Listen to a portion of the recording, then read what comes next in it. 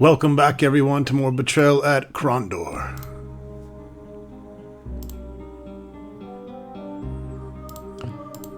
We did the barred chest in the last video.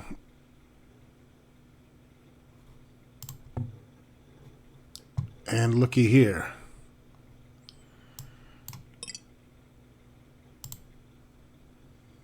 Come on, you got this, James.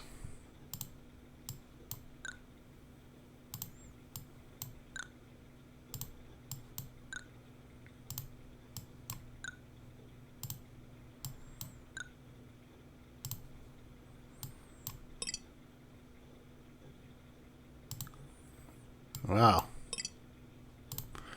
We got a chesticle we cannot open.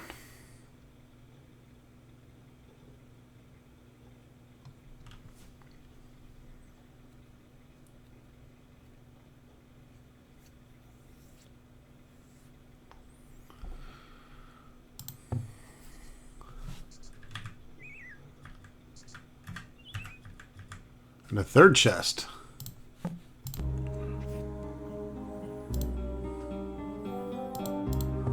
No, this is the barred chest. Let's get a different angle here.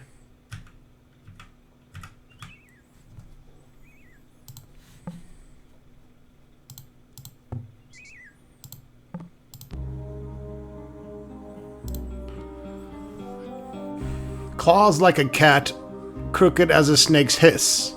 Patch together your guesses, you won't guess this.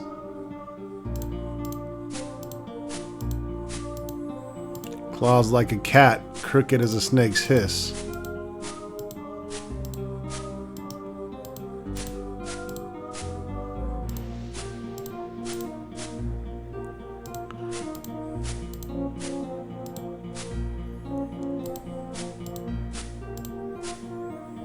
You're right, I won't guess that. I'm gonna have to look it up. So be it.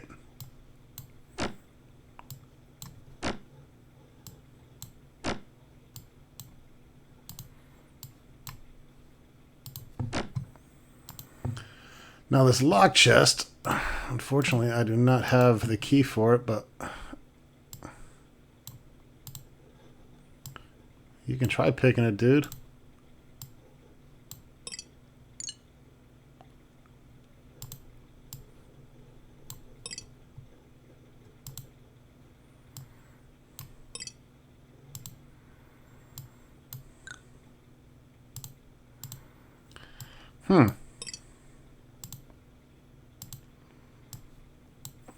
Well, I either need better lockpicking or there's a key that we can find. Did I try this one too?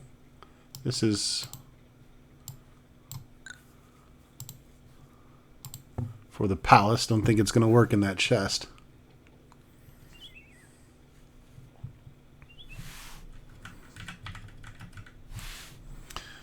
Well, remember it's there. A locked chest that we cannot open.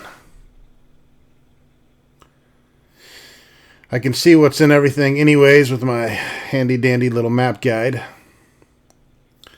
There's some stuff in there we may need.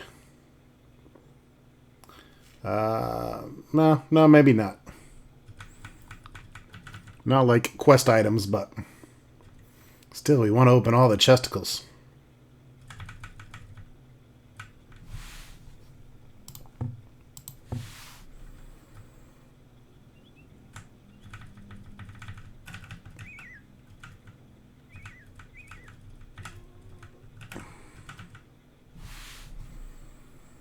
Who's this dude? Oh.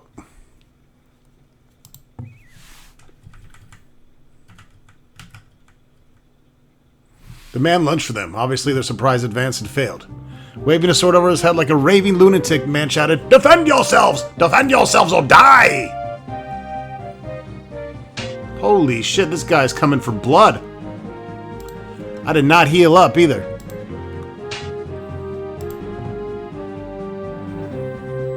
We did not heal up at all.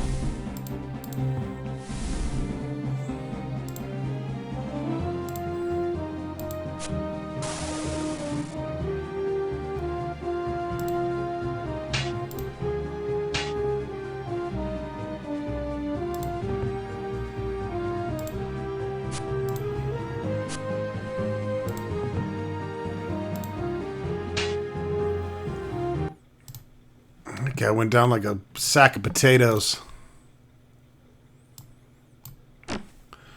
Alright, more armor. I don't know how we're going to get this shit back, but...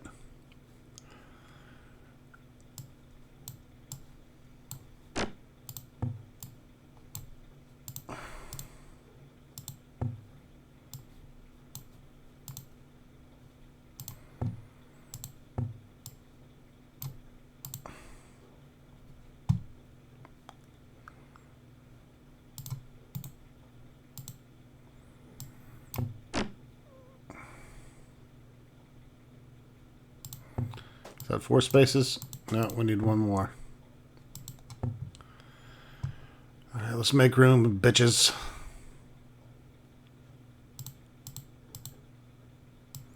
I think I can live without that.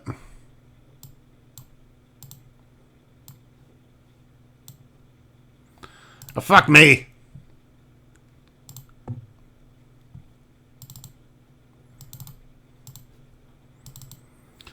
Yep, we read the seals. And we can give this to him.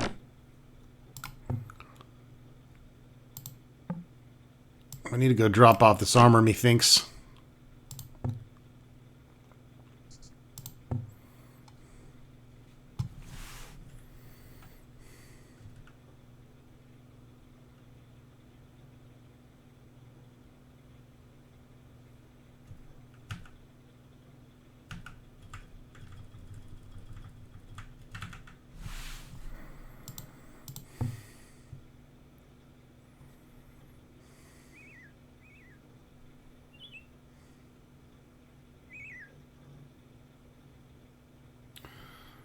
Lord Leighton,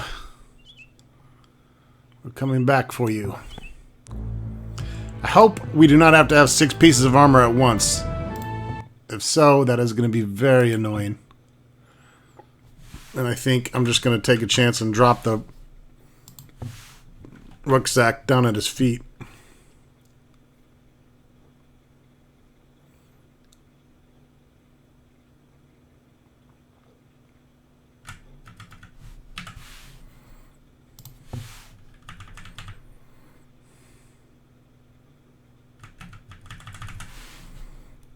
We welcome a good night's sleep.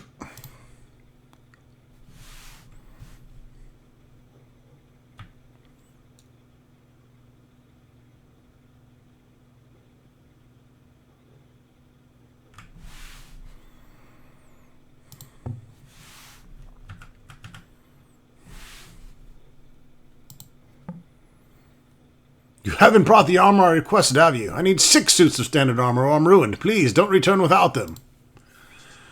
Well, all I can say is good luck, brother.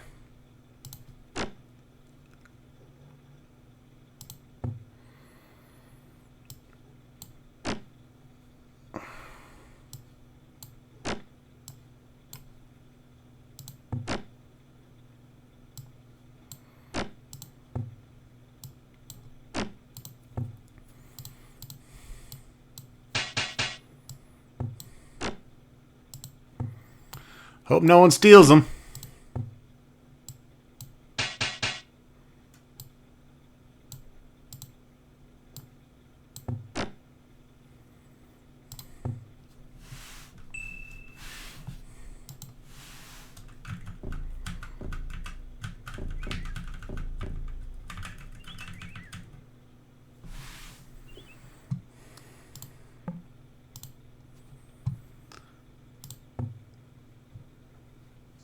That's kind of annoying.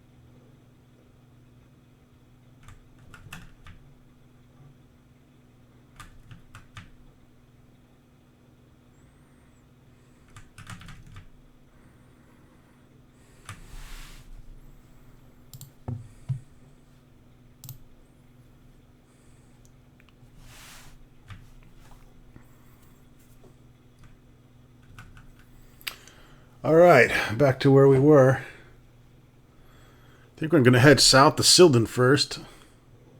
No, we were there. We've already gone south.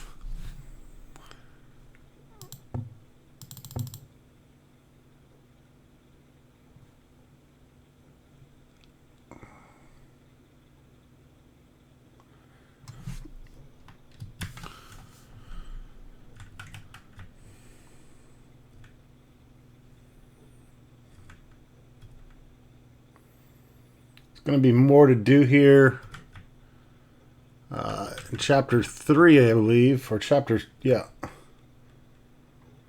Right now, we're just trying to make way to Romney.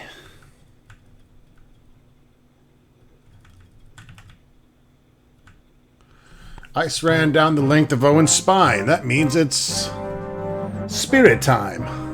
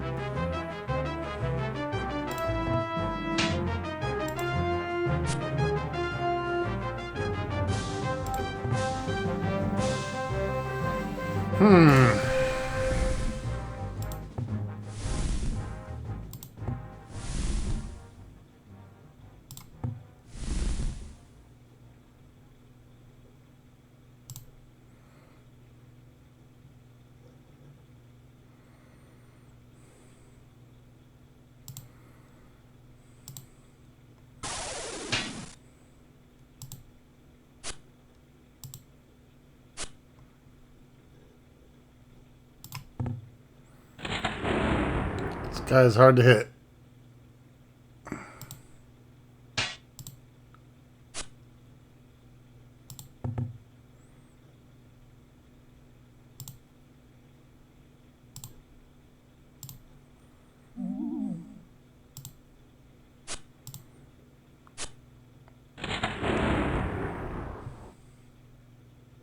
Fuck, man.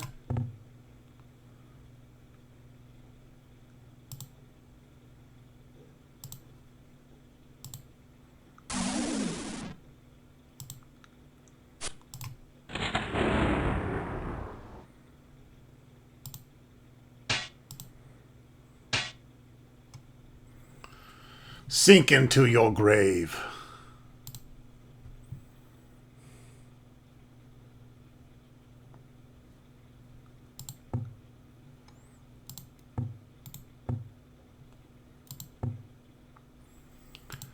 James not feeling too groovy. Yeah, as they start taking damage and have no stamina, you'll notice like his defense, everything is going down. Can't hit worth a shit. You really become quite useless.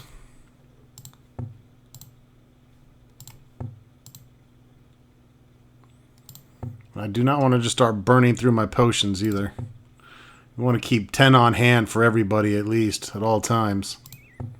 So we're just going to have to suck it up.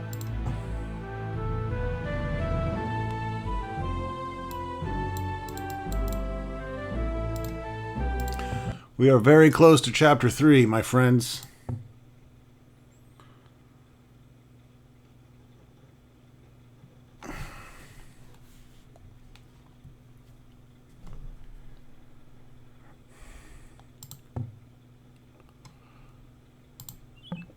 A man appeared in the doorway, his raven hair dusted with gray and the lines around his eyes hard.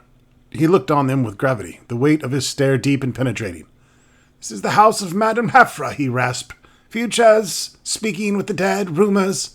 We will require a payment of 50 gold. Do you wish a session?" James produced the requested amount and handed it over, following the tall man.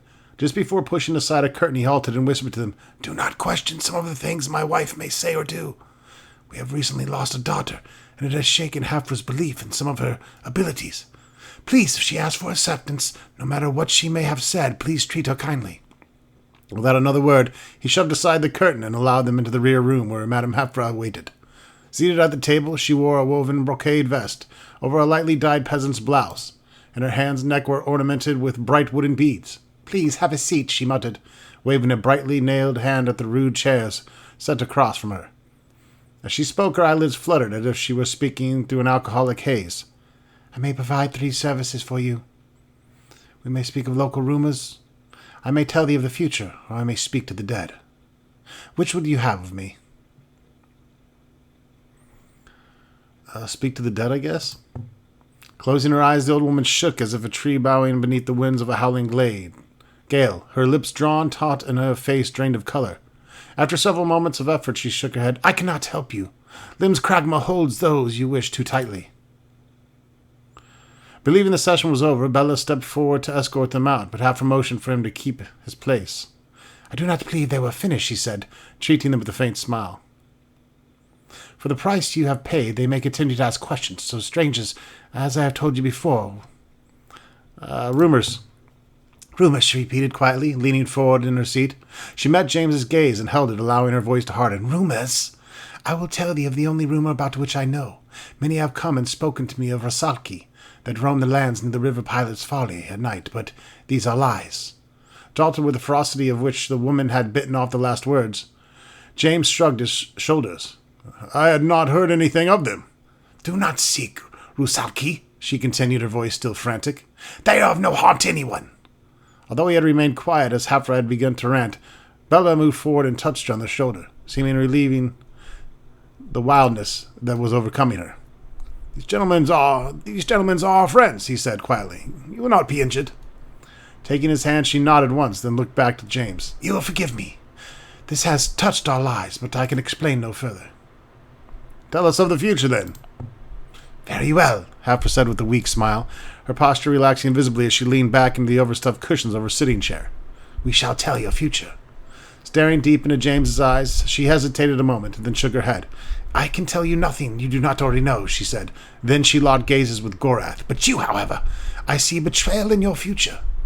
You will turn on all that you have sworn oath to, and will become something you once hated. You will face your enemy's most hated, and he will change you." Folding her hands in her lap, she looked on them serenely, her face beginning to resume the look of her age. "This is the fate I see for you," she said, the slight tremolo of her voice betraying a hint of nervousness. "The fates have spoken through me." Detecting how important it was to the fortune-teller that they believed what she had told them, James leaned forward and patted the old woman's hands. "We believe you, Hafra," he said, reinforcing his words with a flash smile. Noticing that Gorath appeared to be drifting off, James threw him a sympathetic smile. "I think we've had enough for now, Madame Hafra. Perhaps we will come and see you again." "Very well," she replied. "Bella shall show you out." Alright, not sure if I had to do that, but I'm trying to show as much of the game as possible, so fuck it.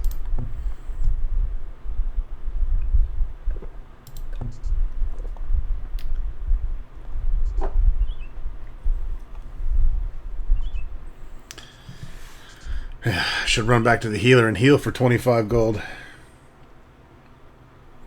There's some enemies over here to fight, but I am not in good condition to fight. I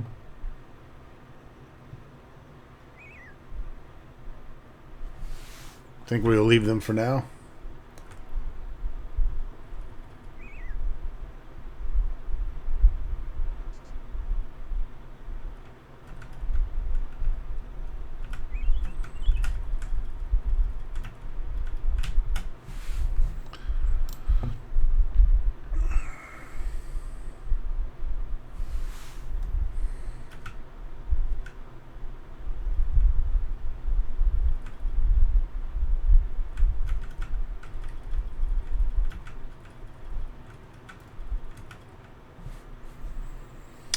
And this is the town of Sloop.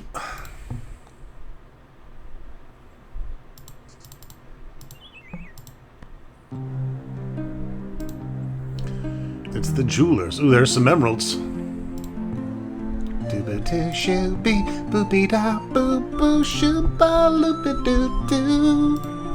Poopy lapaloo doo. Give me that money, biatch.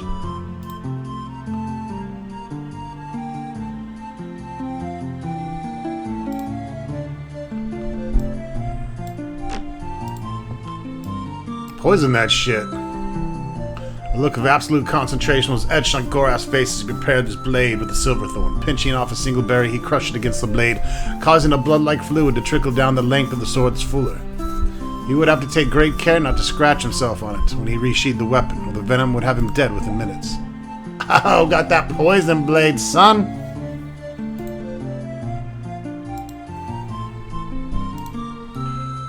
Anti-venom, super important.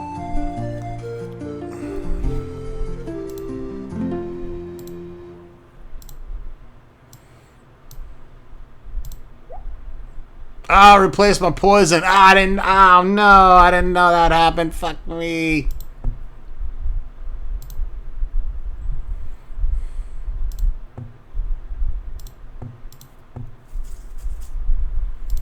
Fuck me running.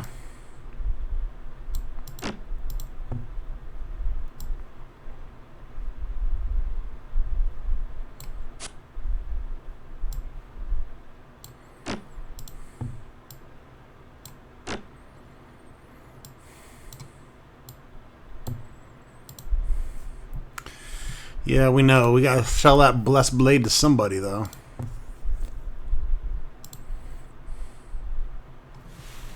Oh, well, I'm not gonna worry about the poison. We should be able to find and buy more of that.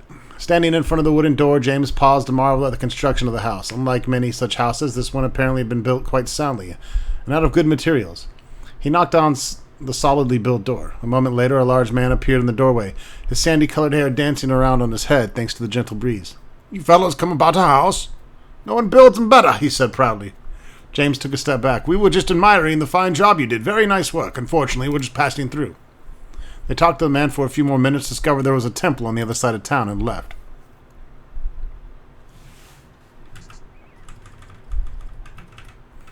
I see that temple. A pretty woman of about 30 answered James's knock. She came to the door holding a leather-bound book. Looking past her into the house, James could see 4 or 5 children of various ages. "I'm afraid you gentlemen are a little old for my classes," she said. Yes, okay then. Well, we won't disturb you any further. Goodbye, miss." After the door closed, James turned to Gorath and said, "Don't give me that look. Teachers always make me nervous."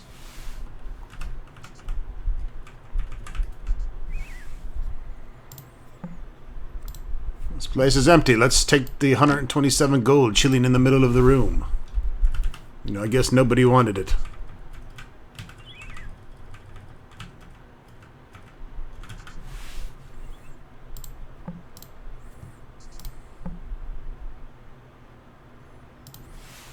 Abandoned temple.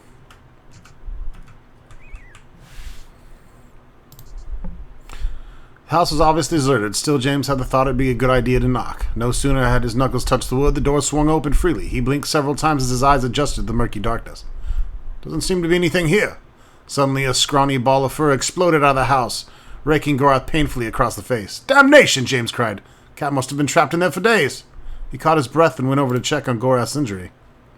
That's great. Gorath getting his ass kicked by a fucking pussycat.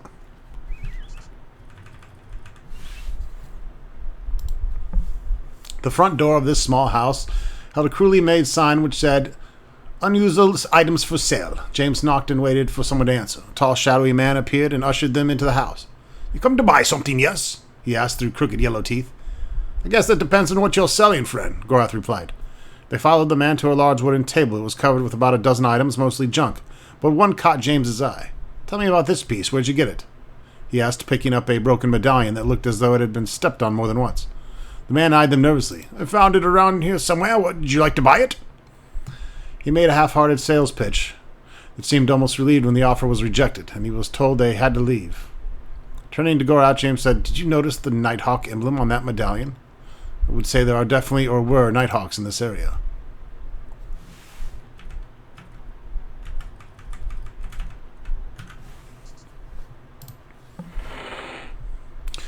James could smell alcohol. Pushing the door of the shop open, he was met by a sharp-faced fellow who was carrying a wooden keg, quickly dumping it with a pile of other casks. He wiped his hands off on a towel, then extended his hand. "Haulin'," he said. "I'm the brewmaster around here when I'm not hauling shit about." "And where exactly is here?" James replied. "This is the Upturned Keg, with the best brewery this side of Romney. Would you care to sample some of our stock? We make a dandy apple wine," the proprietor said. "I have some decanted for you." Refusing as politely as he knew how, James shook his head. "We have to keep our heads about this," he said. "We've a long road ahead, and there's been some trouble around, or so I hear. We'll leave you to get back to your business." And we will camp.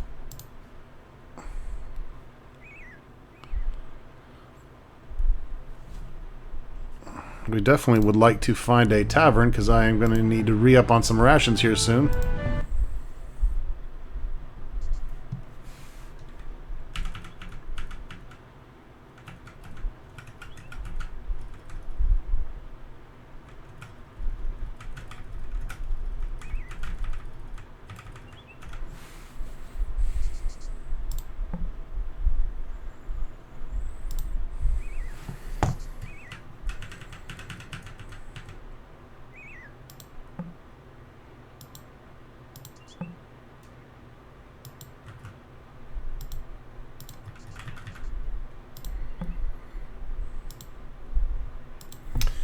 Maybe not a tavern in this town, I guess.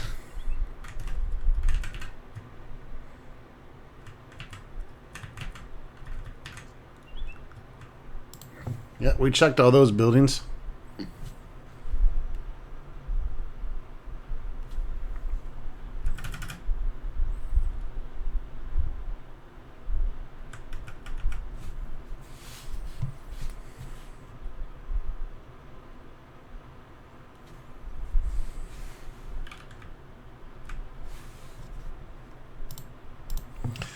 So let's head to Romney.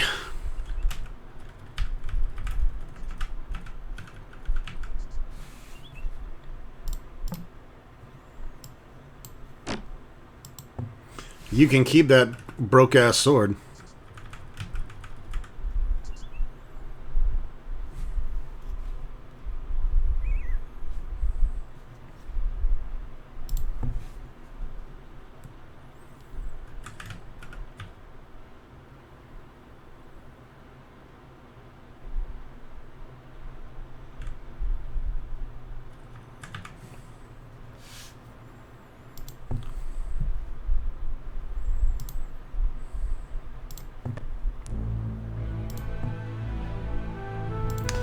Definitely seems to be running a lot smoother than the 3 videos I did last night.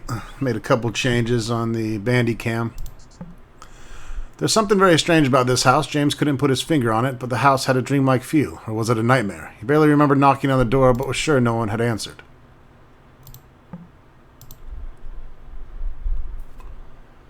Okay.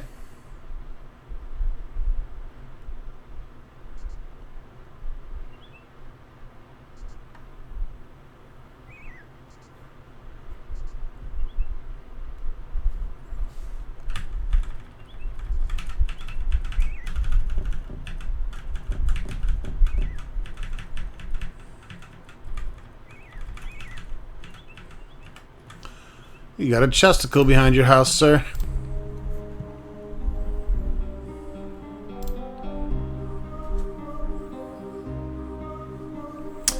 They go up white, but they come down yellow and white. Probably eggs.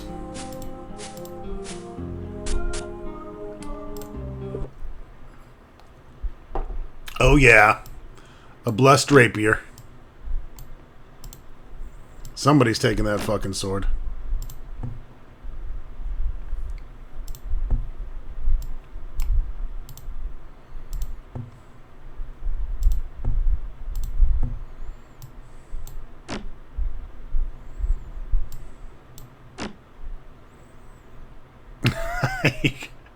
You gotta piss me off, man.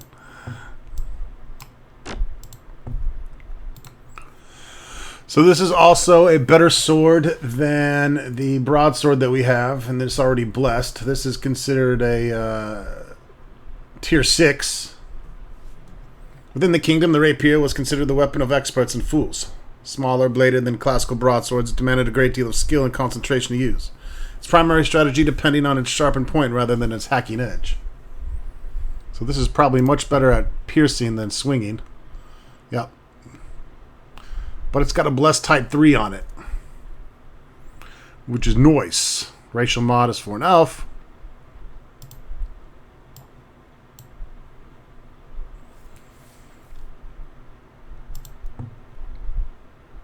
So silver is blessed 1, gold is blessed 2, and this crimson or red is blessed 3. Holy shit, we need to repair that armor, sir. You've been getting banged up pretty good.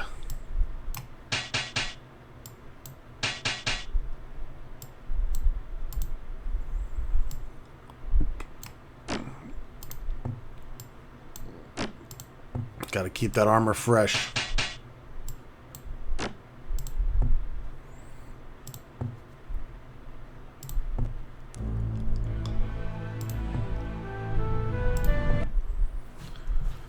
Alright, some sword upgrades. Very nice, very nice. High five, I like. So we're going to head east to Romney now. 556.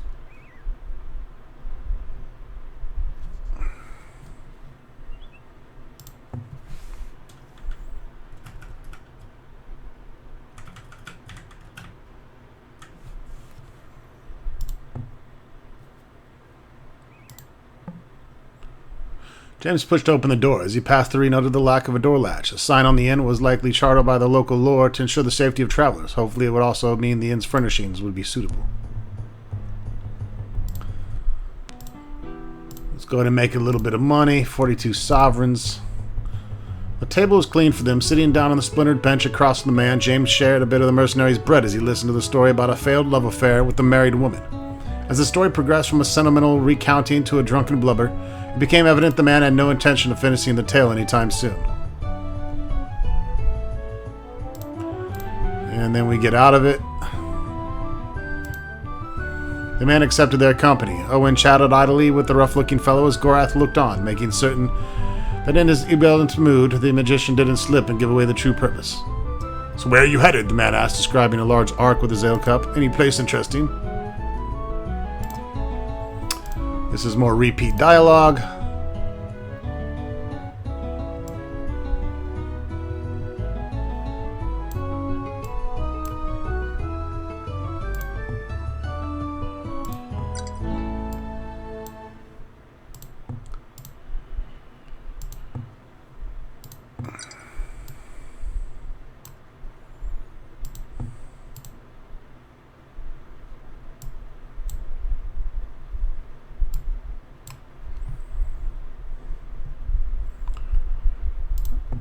He pissed her off.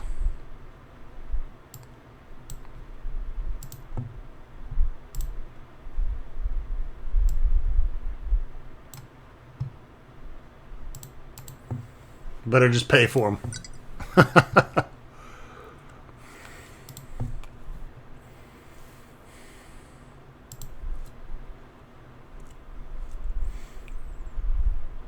Three sovereigns, we can afford that.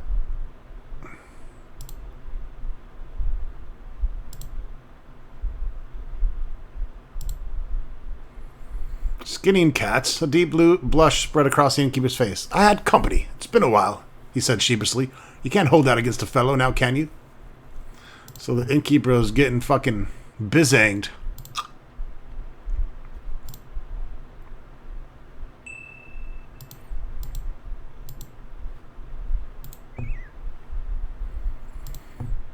Some barding, some haggling.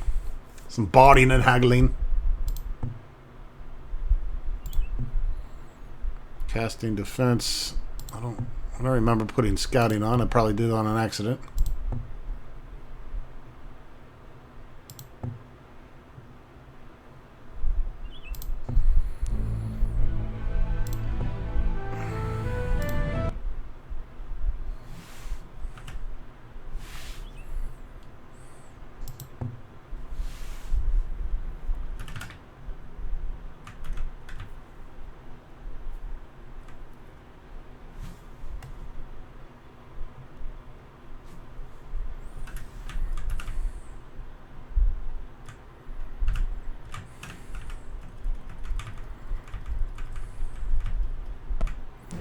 The way ahead was blocked. From among the men who were guarding the bridge, a man stepped forward to confront them.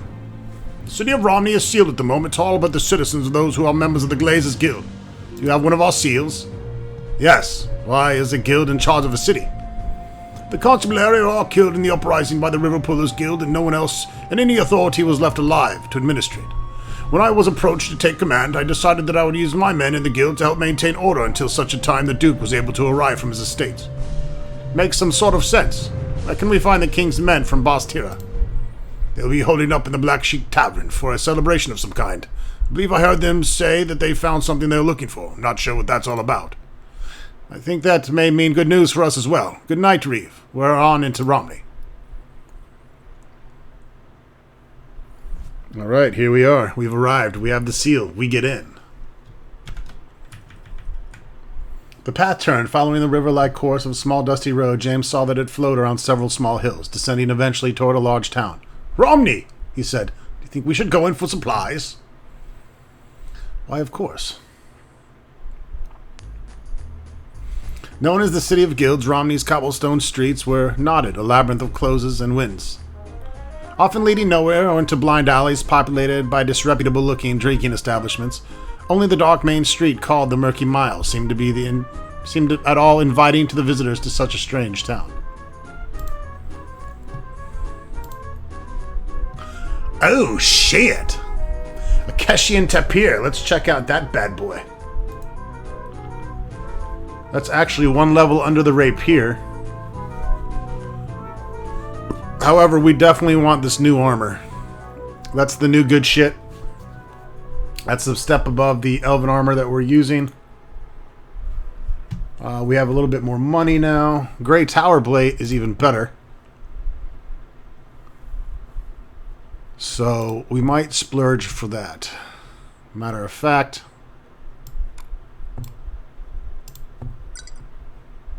win in Rome.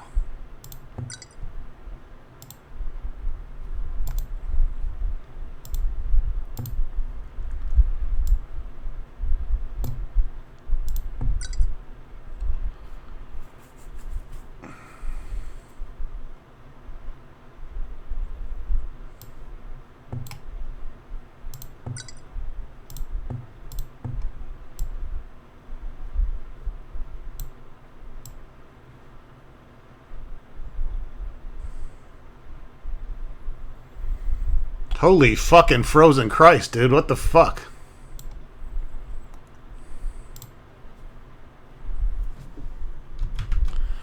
Let's see if we can haggle this bad boy.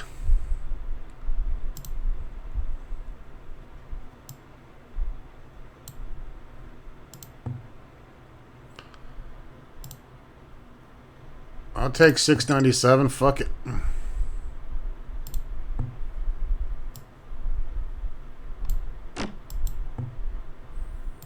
Hell yeah. Grey Tower Plate, baby. Even in its advanced state of deterioration, the dwarven armor wore 2 suits of standard plate. Reddish-brown scales of rust pocked its ancient surface, but its original making had rendered it so lifelike it appeared not like a corrupted metal breastplate, but instead a cancerous human torso. So the armor mod on the elven armor is 25. This puts us up at 40%. I'm guessing we get a 45 or 40% damage reduction. None of us are dwarves, but I believe it's still better armor.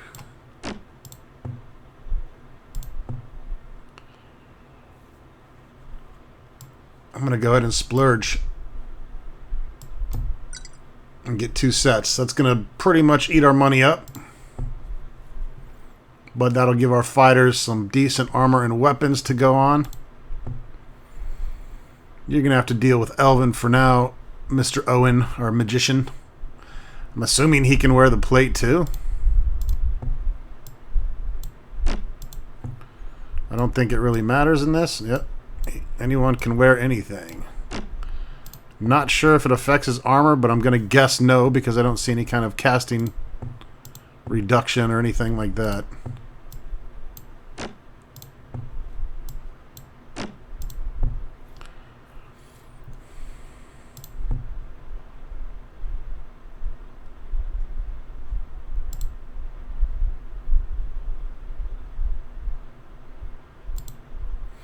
The water was fresh. Slurping down several handfuls drawn from the well, James splashed his face and arms as well for good measure. When at last he felt fully refreshed, he moved away from the bucket so that Gorath could do the same. Sloppy seconds! The meeting hall was full. Assembled in a room were a dozen grizzled-looking men, all seated around a long table at the head of which sat a young man sporting a goatee. As they entered, a servant quickly pointed them to a bench off to the side, indicating that a meeting of some import was underway. I don't care what Mitchell Waylander may or may not be doing, the bearded man said sternly. I am the Duke of Romney, and you will do as I request, else I will call up others from Bosterra. Do you really wish to call King Liam's attention to this matter? Unsettled by the vigor with which the young Duke made his point, the various guild leaders shifted in their seats. One, a tremendously overweight, fat-ass man, whose clothes tested their seams, leaned forward carefully, not to spark too much of a response. It is entirely possible that the leader of the River Pullers was assassinated by the leader of the other guilds here. It's even possible he sits in this room with us. If you have someone in mind, Bothell, why don't you simply come out with a name? Another man replied, leaning across the table to grab the obese, fat-ass motherfucker guildmaster's shirt. Talk, you overweight cunt-innard! Get off! Slamming down the tankard of ale, which sat at his right hand, the Duke turned his piercing blue eyes on all who assembled. I want peace on the Romney, and I wish it today. The fact that the Ironmongers Guild will not come to negotiations table is irrelevant. If I hear another word of a possible uprising in Romney, I swear to you I shall make each and every one of you pay for it. Having heard enough of the heated words in the chamber, James turned and whispered to his companions. If Arutha were here, he'd have this lot at the gibbet for even thinking of an open rebellion. The fact of the matter is that Prince Arutha is not here, the Duke replied tersely, evidently having overheard the whispering, and I will not deal so cavalierly with those who are as much my family as my serfs. Snapping his fingers, he motioned to a pair of guards who stood mute behind him. Sergeant Yearly, see to it that these gentlemen are let out, seeing as how they yearn to be part of the world where Prince Arutha rules.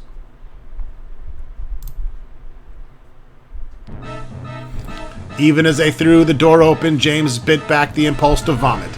Kingdom soldiers lay scattered about the room, each lying in its own coagulating pool of blood.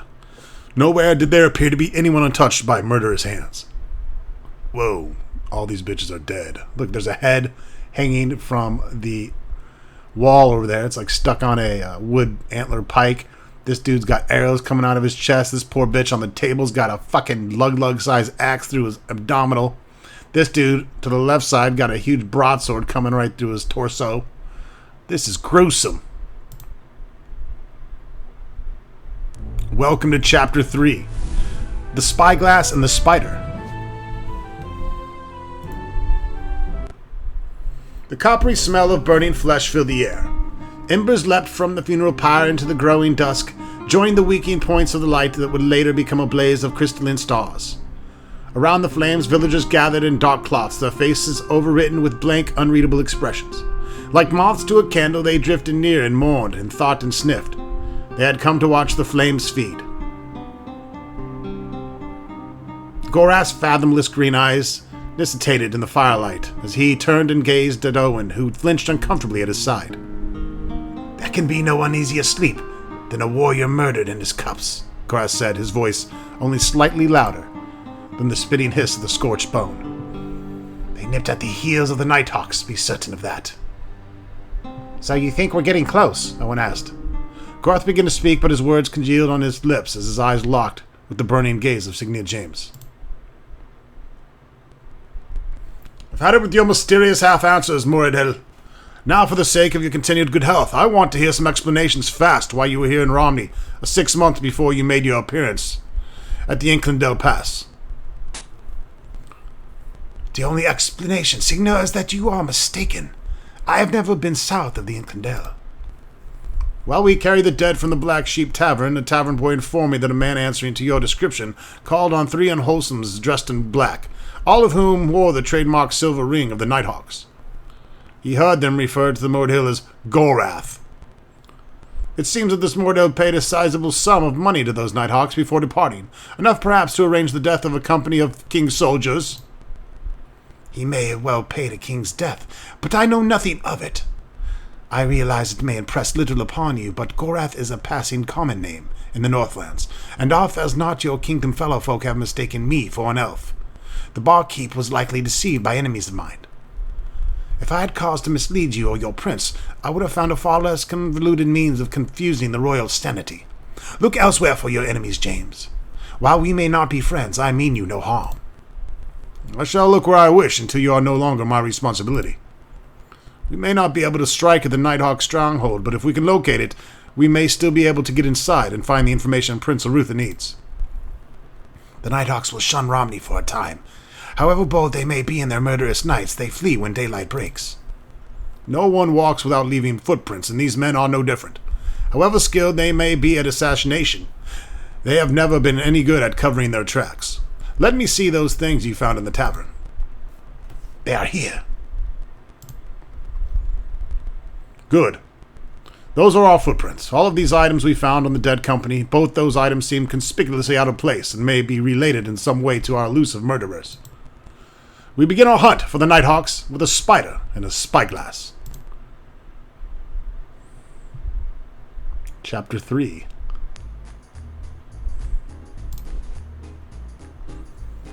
Alright, we got the tavern cleaned up. Within the accommodations were humble. Several splintering tables had been jammed into the common room and arranged to accommodate perhaps 25 men, 30 if hunger oppressed them. Greasy stains covered benches and walls, evidence of a wild day passed. The men accepted their company. Owen chatted idly with the rough-looking fellow as James looked on. Where you headed and placed interest in blah blah blah. It's the same shit. Come in, please. This is Jason, who looks kind of feminine. Are you gonna take me away? Why should we do that? Because when I broke things, Master always told me that someone would come and take me away. Someplace bad and someplace dark where they would never feed me, and I'd never see the light of day. I knew when all those people got killed in here that someone would come for me and take me to the bad place. You don't have anything to be afraid of, Jason. You didn't kill those men. It's not your fault. Oh, by the way, speaking of Jason, happy Friday the 13th, everybody. Happy Friday the 13th, 2020, everybody. Don't go too far past outside your house. You might fucking not come back. Master says anyone that stays under our roof is our responsibility, and I was here when they were killed. That means it's my fault. Then you saw the murders? No, but they came in and told me to leave or they'd hurt me really bad. They didn't tell me what they were going to do. What did the men who told you to leave look like? They were big and they had birds on their chest like eagles. They smelled like shit. They sometimes sailors from Kesh smell like flowers, shitty flowers. Hawks in their chest. That at least confirms the Nighthawk's involvement. Do you know anything about a spider made of silver or a brass spyglass? The one the men were killed might have carried. It's very important. Think hard. I don't know anything about the spider, but I remember that one of the Kingsmen had a brass tube with little pieces of glass in the ends of it, and I could see things that were far away with it. He said that he and one of the other men had brought it back from Silden. Did he say where in Silden he got it? No, just in Silden. Can you think of anything else? Did anyone else come into the Black Sheep before the murderers? A carrying man brought in some wine from the upside-down keg for the soldiers. Told me it was sent special, but besides that, I can't think of anything. Thanks, Jason. We may be back later to ask you more questions, so don't go anywhere. Fucking punk.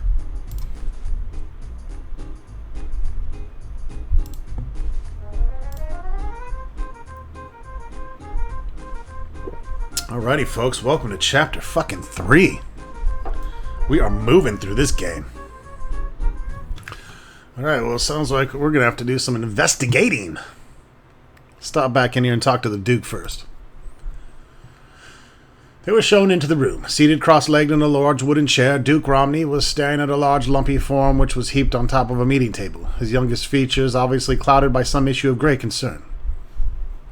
"What's under the sheet?" James asked. "Bartho Chandler," the Duke replied grimly. "I found him in the alleyway. I've dropped him off here until the undertakers can come for him." "Murdered?" The Duke sighed. "Fortunately, it's no great mystery. He was fighting with the leader of the Millers Guild and got cornered by 3 mercenaries. We have them all in custody. Things have gotten so bad here that we're regularly building a bonfire to burn bodies from this idiot private war between the guilds." "Anyway, can we be of assistance?" James asked, taking a glance beneath the sheet at the obese corpse. "We may be in the area for some while." Drumming his fingers on the table, the Duke stared intently at them. "Actually, you may be of some service to me," he said after a thoughtful moment. "If I could convince Arlie Steelsoul to come into negotiations with the rest of the guilds, it's possible I can break this deadlock between them. My father always said that the guilds will follow Mitchell Waylander and Arlie Steelsoul, whichever way they go. But unfortunately, Mitchell is too intertwined in the origins of this problem for me to use him effectively." "Where do you fit into this?" James asked. "You're neutral," he replied. "Where do we fit into this?" "You were born outside of Romney, and you have no connections to the guilds. I am right about that, aren't I?" Quickly an anxious look flickered in his eyes, but quickly vanished as he noticed that James was shaking his head. "Excellent. My point being, as the Duke, the guilds might view a private meeting between myself and Arlie as unfair negotiation. They have to believe that he is coming to the negotiation table on his own free will, and believe me, they will be watching my movements for a while. So you want us to find this Arlie Steelsoul fellow and convince him to come and negotiate with the rest of the guilds, is that it?" James asked. "Just so," the Duke replied. "You will find that he has a small house to the west and south of here. I would advise you, though. He's a paranoid man. He keeps himself well guarded, and there may be some danger involved. I'll reward you for your efforts, of course." "That's all right," James said with a smile, heading towards the door. "We're used to danger, and we're used to rewards." "Let's get it on, get it on." Something moved. "On second thought, let's not sleep here," James whispered, gathering up his pack. "I get an uneasy feeling someone may be watching us. Pick up your shit and let's get out of here." Oh, lovely. We got a nice full heal from the chapter ending.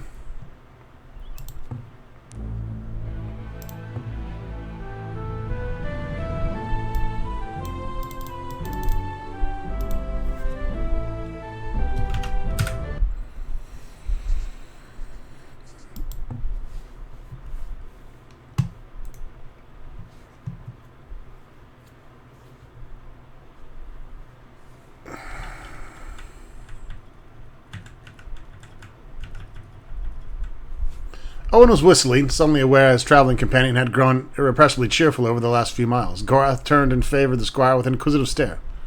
"Why the sudden lift in your spirits?" "Unless I'm mistaken, we're headed towards my uncle, Corvallis Estates and Cavill Keep, assuming we keep heading this way. We are going this direction, aren't we?" "No. We're not, actually, dickhead."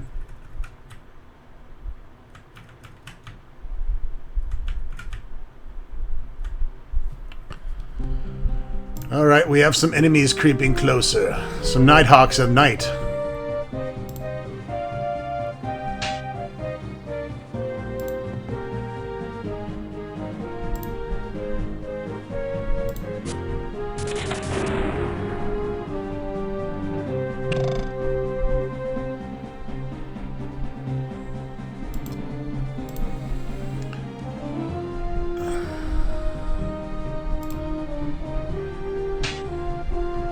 Now I lay me down to sleep, bitch. About to scorpion this dude.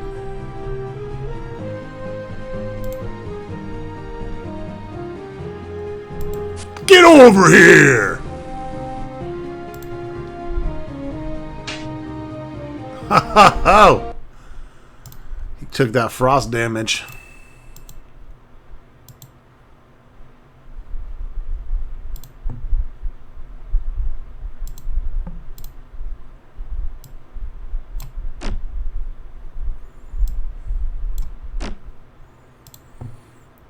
There might be a couple more pieces of armor here.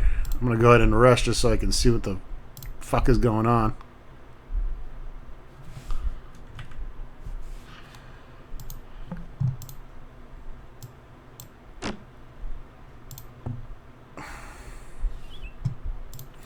Well, if my armors are still there, great. If not, tough shit. Because I'm not redoing the chapter because this asshole wants me to bring 6 pieces of armor at once.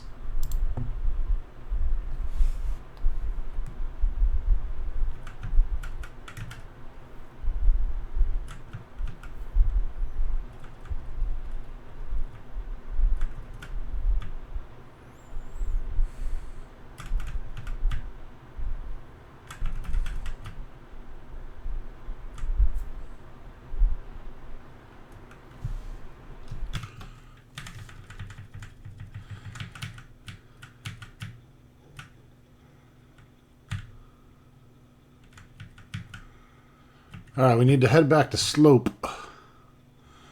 which I believe is right here.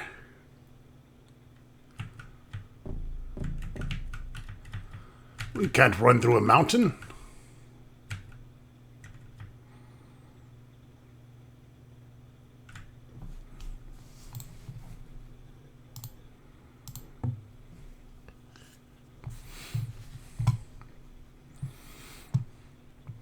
Well, game was running well.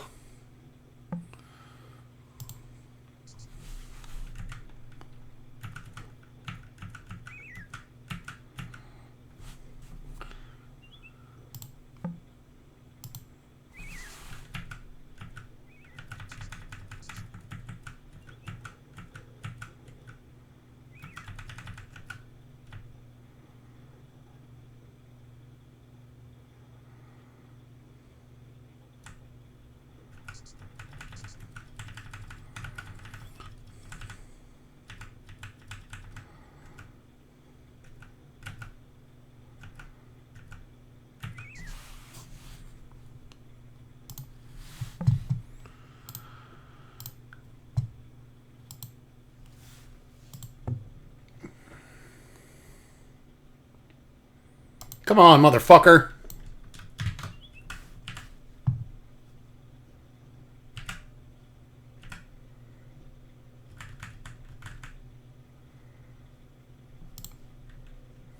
And I don't know what the fuck is going on. This is fucking ridiculous, though.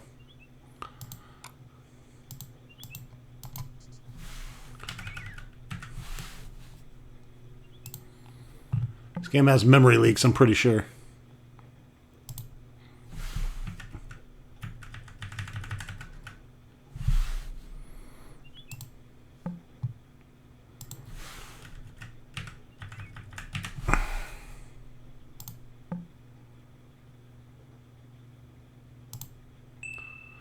The house was dark.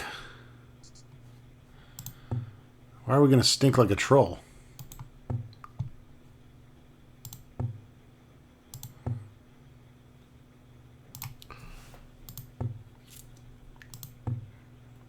Oh, great. It's taking up our inventory, too.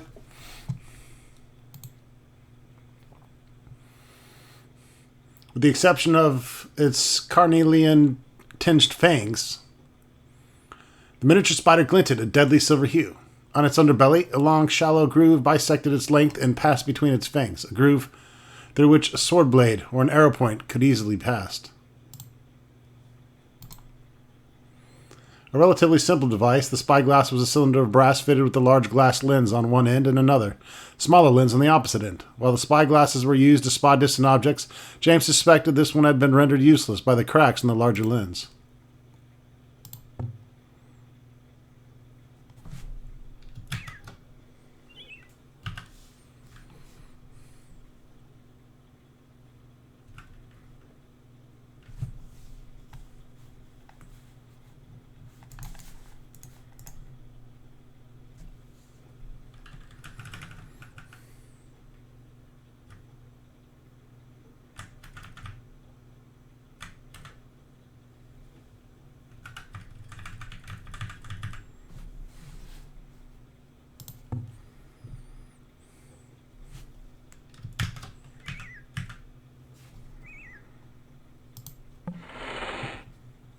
James could smell alcohol. Pushing the shop open, he was met by a sharp-faced fellow who was carrying a wooden keg. Okay, we're back here.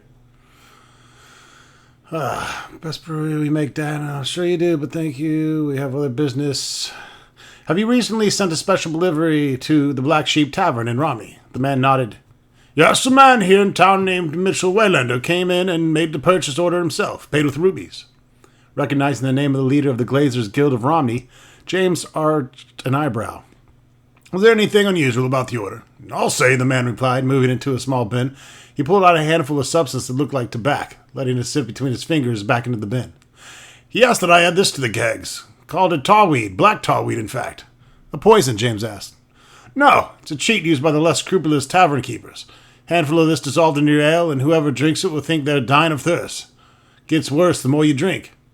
Gorath spat. It is often done in the north, he said. A man will drink until he is no longer capable, either for lack of gold or wit. Excellent way to make certain that someone is incapable of fighting you back, James said with disgust. The Nighthawks aren't what they used to be.